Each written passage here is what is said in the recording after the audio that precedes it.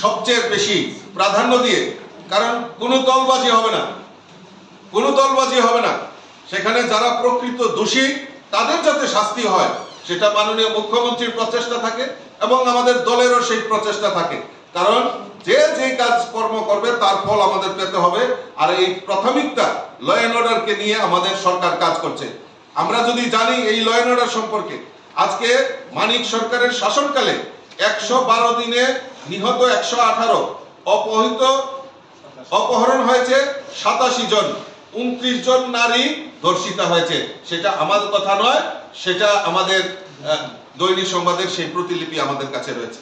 কাজেই আমি আপনাদের মাধ্যমে রাজ্যবাসীকে আহ্বান করব যে আমরা আসুন সবাই মিলে এই সমৃদ্ধশালী ত্রিপুরা, আমাদের এই রাজ্যের জন্য আমাদের দেশের প্রধানমন্ত্রী নরেন্দ্র মোদীজিও আমাদের এই ডেভেলপমেন্ট ইস্যুকে সামনে রেখে আমাদের এই রাজ্যের উন্নয়নের জন্য কাজ করছে।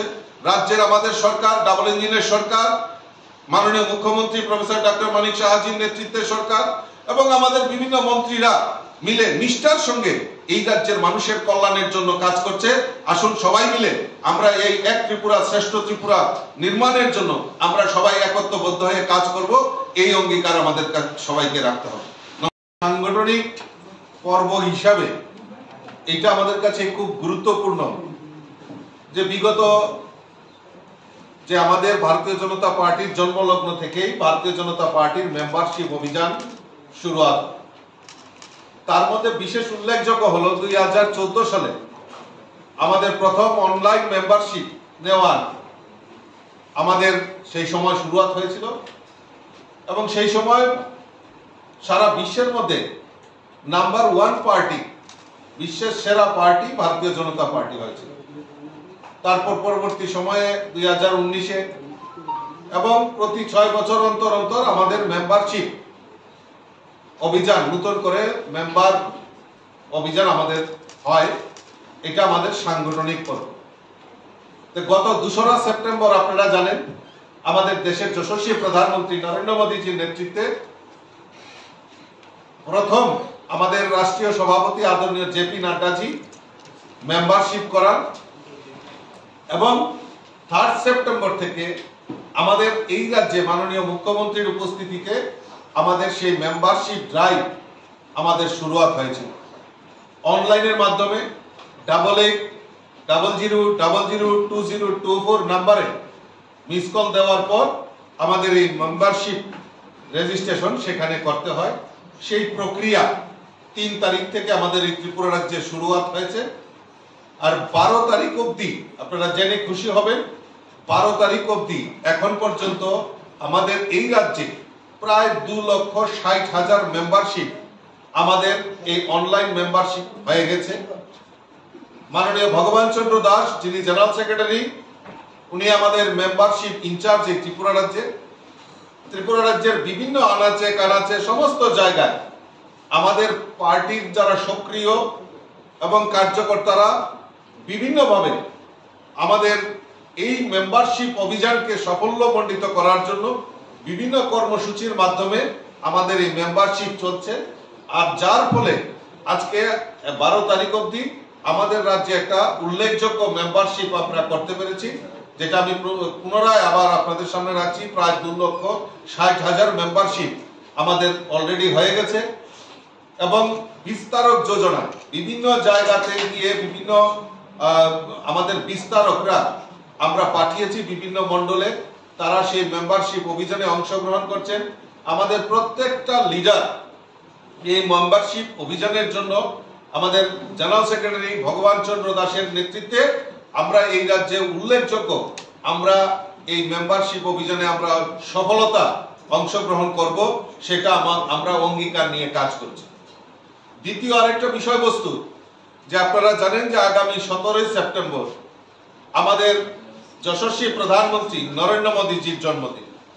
আমাদের ভারতীয় জনতা পার্টি রাষ্ট্রীয় নেতৃত্ব চিন্তা ভাবনা করেছেন যে এই ভারতবর্ষের যশস্বী প্রধানমন্ত্রী নরেন্দ্র মোদীজির জন্মদিন থেকে 2রা অক্টোবর গান্ধী জয়ন্তী পর্যন্ত এই সপ্তাহব্যাপী আমরা বিভিন্ন কর্মসূচি সংগঠন আমাদের কাছে সংগঠন সেবা পাক্ষিক আমাদের একটা অনুষ্ঠান আমরা হাতে নিয়েছি।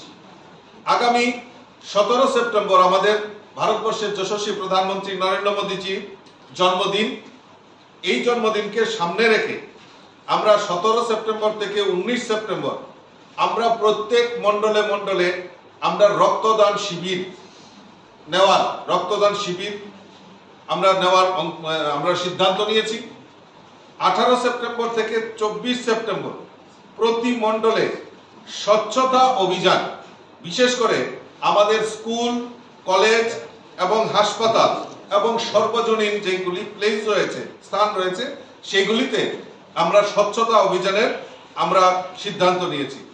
23 সেপ্টেম্বর আপনারা জানেন যে আমাদের মোদিজি যে কমিটমেন্ট ছিল যে আমাদের 60 ঊর্ধ্ব যারা বয়স্করা রয়েছে তাদেরকে আয়ুষ্মান কার্ড করানোর জন্য উনি সিদ্ধান্ত নিয়েছেন। সেই মোতাবেক আমরা যেখানে যাদের এখনো আয়ুষ্মান কার্ড হয়নি তাদেরকে আমরা বিভিন্ন ক্যাম্পের মাধ্যমে এবং আমরা নিজেরা সহযোগিতা করে আমরা পার্টি থেকে সেখানে আয়ুষ্মান কার্ড যাতে করা হয় এবং 5 লক্ষ টাকা পর্যন্ত চিকিৎসা যে ফ্যাসিলিটি সেটা যাতে গ্রহণ করে তার ব্যবস্থা আমাদের ভারতীয় জনতা পার্টি করে।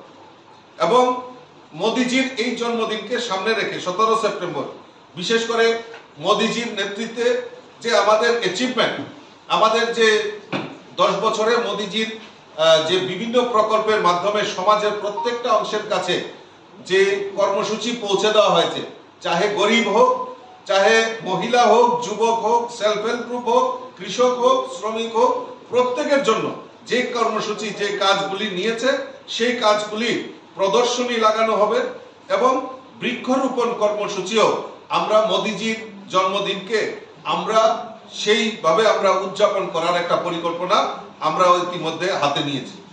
25 সেপ্টেম্বর আমাদের পণ্ডিত দীনদয়াল উপাধ্যায়জির যে জন্মদিবস সেটাকে উদযাপন করারও আমরা সেদিন বিভিন্ন কর্মসূচি আমরা নিয়েছি। প্রত্যেকটা বুথে আমরা পণ্ডিত দীনদয়ালজির যে প্রতিকৃতির উপর মাল্যদান, তারপর বৃক্ষরোপণ কর্মসূচি, তারপর ন্যূনতম প্রত্যেক বুথে 100 করে সেদিন আমরা স্পেশাল ড্রাইভ দেব মেম্বারশিপ অভিযানের জন্য। এবং 25 সেপ্টেম্বর দীনদয়ালজির জীবনী সম্পর্কেও আমরা বিভিন্ন জায়গায় আলোচনার একটা ব্যবস্থা আমরা সেখানে সিদ্ধান্ত নিয়েছি। আমরা জানি 2রা অক্টোবর এটা আমাদের কাছে সবচেয়ে পরম দিন।